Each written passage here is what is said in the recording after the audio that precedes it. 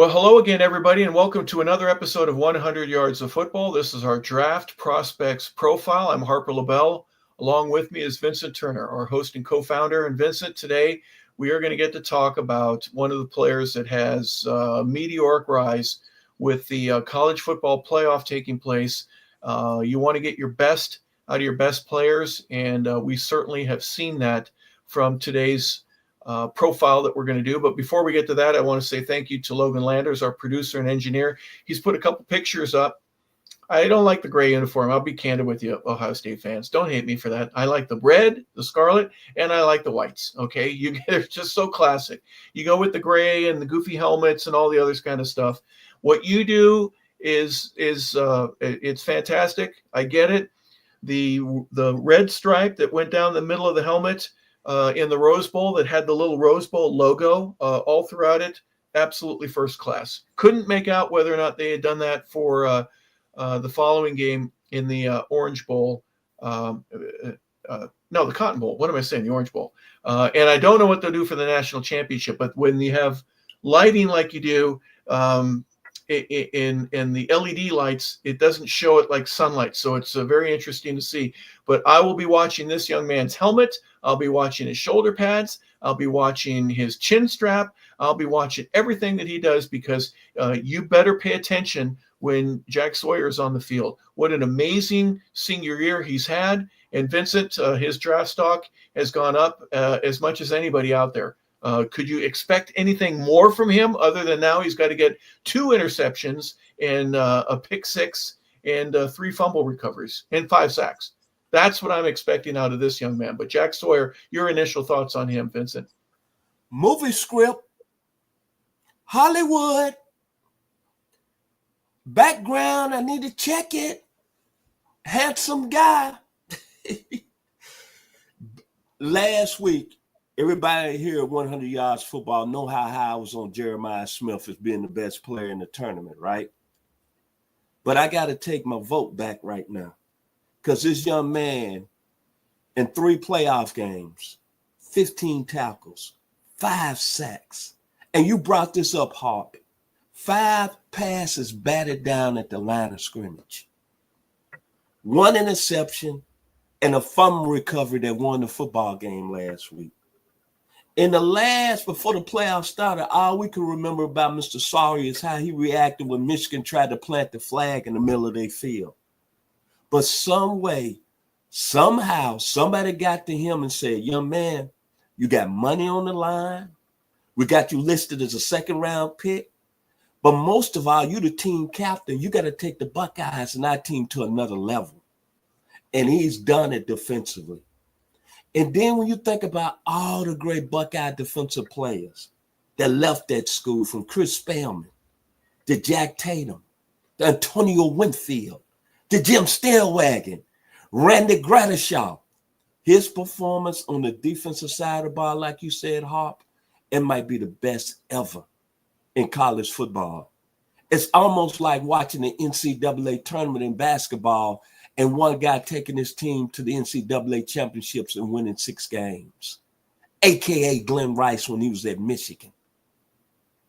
This guy's had a phenomenal run, and I hope it don't end on Monday night. But pound for pound, he might have been the best player that's been on the field in these playoffs. Back to you, Mr. LaBelle. Gosh, he was such a difference maker, too. And when Holly Rowe or whoever it is that interviews him right at the end of a ball game says, do you realize that what you've just done, it's legendary. This is like in NCAA history to go into a bowl game or to go to a playoff game and have the strip, sack, fumble, pickup, touchdown just on one play. But that's not the only thing that he did, guys. That's I'm telling you, his ability to get in the lane of the quarterback, to put his hands up, to get the deflection, for him to stop the run, to set the edge, for him to chase a play down. On that fumble strip touchdown, it was a backside play.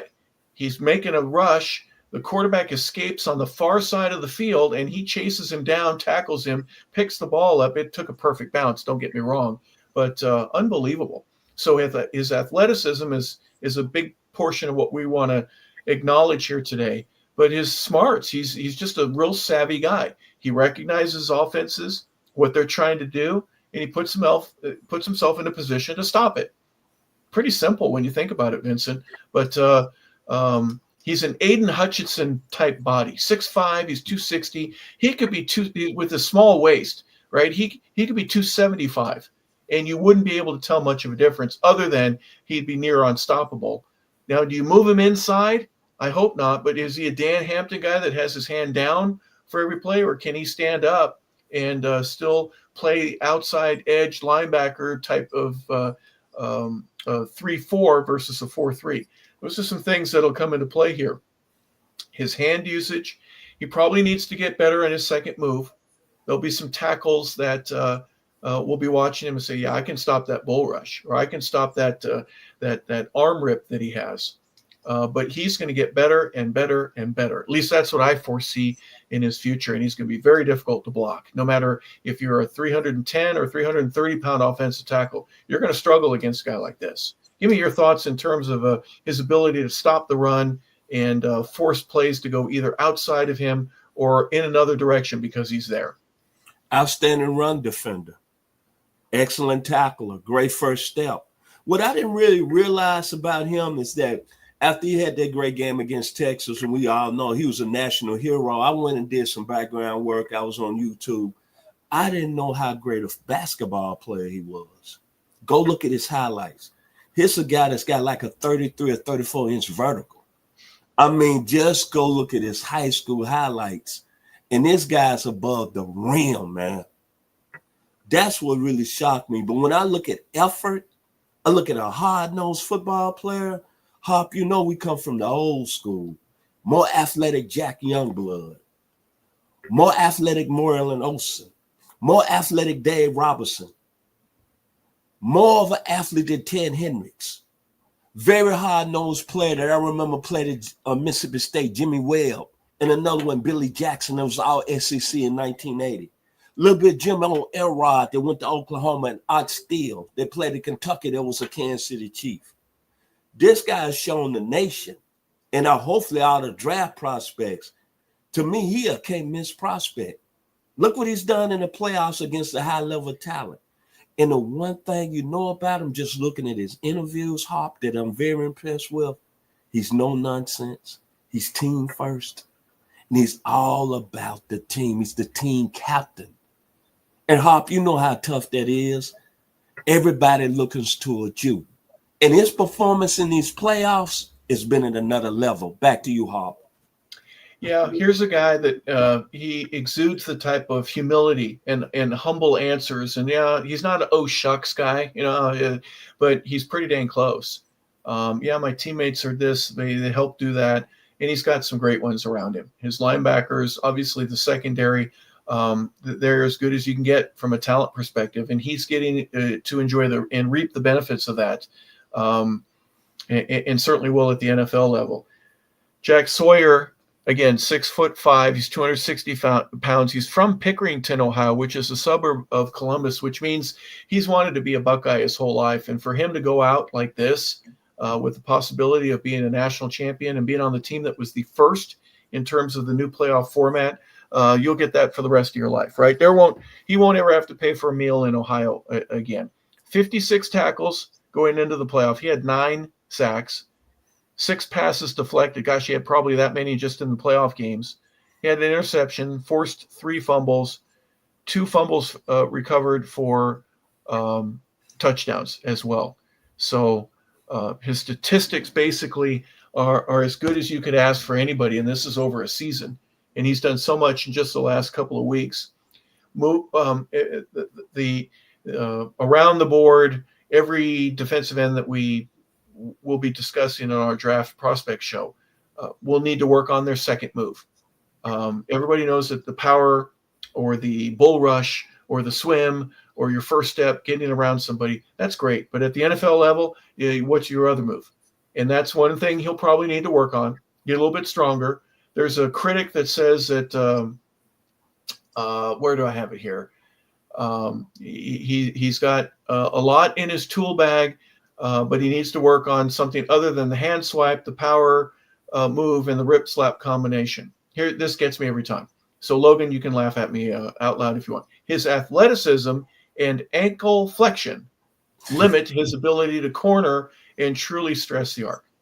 So that means that he's a little bit slow getting around the edge. You're going to have to prove that to me on that analysis, because he's showing me that he can get around the edge and does so very consistently. So sometimes I have a little bit of fun with some of the descriptions that they have, but nonetheless, Vincent, this is a guy that was maybe a day 3, day 2 guy at the beginning of the year, and now he might be a top 10 pick. I don't have to say no more, man. We all go on here at 100 Yards Football. It's your production. And to me, it's your production, me personally, at the highest level. Tennessee, Oregon, and Texas. 15 tackles, 5 sacks, 5 passes batted down, 1 interception, 1 fumble return for a touchdown, 83 yards. If I'm looking at him as an NFL GM, he's on my top list as one of my top 5 players in the draft, 5 to 10. He looks like I can't miss. Because one thing that sticks out to me, team captain, I believe he's graduated. And one thing you brought up, Mr. LaBelle, he's from around the Columbus area. He wants to be Ohio State Buckeye. And now he's getting the short on the biggest stage. And I'm going to tell you this, to your Notre Dame fans out there, and to the Notre Dame offensive line, and to you, Marcus Freeman, you're going to have to be accountable for him on Monday night. Outstanding football player that's played at the highest level. And right now, I'm sorry, Jeremiah Smith, I got to take you off my list as being the best player so far in these playoffs. Your teammate, Jack Sawyer, is just went to the top. Back to you, Mr. LaBelle. Yeah, whether it's on the right or left side, we think it's going to be right. I think Jack is a predominant left end for Ohio State. So the right tackle for Notre Dame is certainly going to have his hands full. But if he's able to slow him down and keep the sack ratio and keep the number of passes deflected and all the other great statistics that Jack's been able to put together over this playoffs, then you know what, we'll be talking about you too, because that's a load of work to be able to do that. But Jack Sawyer, defensive end from Ohio State, we salute you. You've had a fantastic year. You have a very bright future. After the season's over, take a couple of days off, but then get ready for that combine and work on your 40 time and your overall strength and speed. You will be a very, very high draft pick, and that means there'll be a couple of commas in the check that you get to sign once you are drafted here in the National Football League. So we look forward to seeing that. Vincent, any final thoughts before we leave? This is the last show here today that we have before the NCAA championship. And once that's over, boy, there are going to be a lot of guys that are going to be in these camps. They're going to be going to train with very specific goals in mind to get themselves ready for the draft.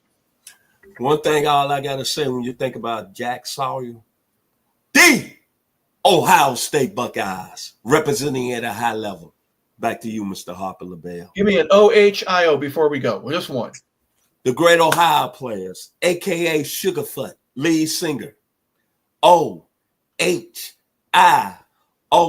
Ohio. It's going to be ascending in Atlanta, Georgia, starting today. So if you're in Atlanta, Georgia, Metro, watch out for those Buckeye fans because they're going to let you know it. Believe that. A.k.a. Sugarfoot, the Ohio players.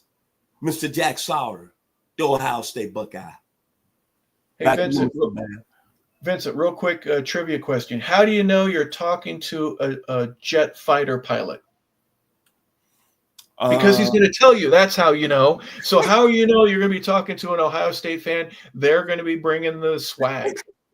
It'll be in the hat. It'll be on the sweatbands. It'll be on the shoes. It'll be on the wrist. It'll be on the jacket. It'll be on the shirt. It'll be on the tattoo. They will definitely let you know that they're a Buckeye fan. So congratulations. You get to play for a national championship. And part of the reason is because you've got a guy like Jack Sawyer in your lineup. So for Vincent Turner, for Logan Landers, our producer and engineer, I'm Harper LaBelle saying thank you for tuning in to another episode of 100 Yards of Football. This has been our Draft Prospects Profile featuring Jack Sawyer. We thank you for tuning in today. Have a fantastic day.